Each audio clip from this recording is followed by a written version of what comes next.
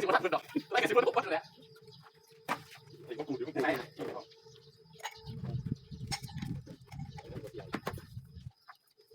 เรียกกันคุ้มเวลาเมื่อไร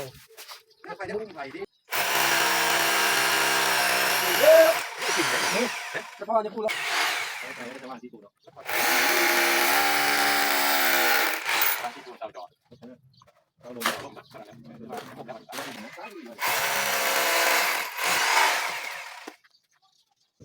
กูก็สอบ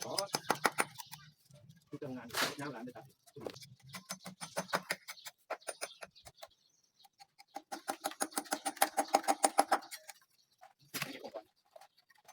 เนี่ยจะใกล้จอดสั่นเลยไม่น่าสั่นเลยจะไว้กินจะกินตรงอายุตรงนั้นเพื่อนเนี่ยมาแต่หน้าเหมือนผมวิธีการนั้นไปพูดที่ร้านมาเลยนะเราไม่ไล่ชดเด็ดตรงระหว่างในการปากการหลอกเช็คตัวไปถ่ายกันในเช็ดบ่อยดีถ่ายวิดีโอโฆษณาบ่อยโฆษณาบอกไม่เห็นเป็นอ่ะจะใช่ไหม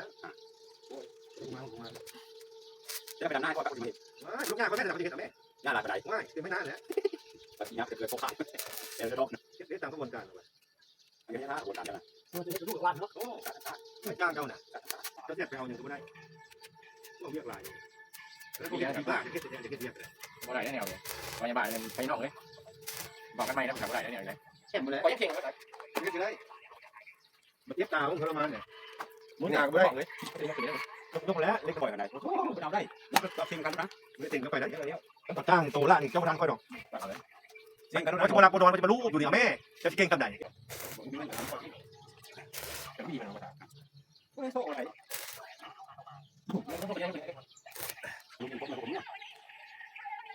มาดูผมเมื่อดีมันใครแน่มันเดี๋ยวดู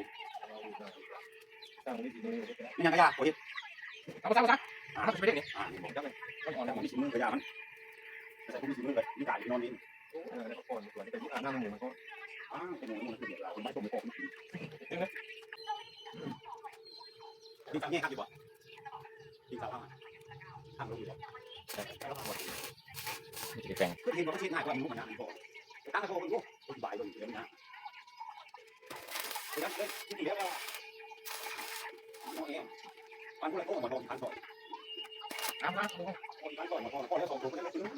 ก็ต้องผมเอาลงมันก็เป็นไงก็ต้องทำได้ทำครับเด็กทำนะทำไม่เหนื่อย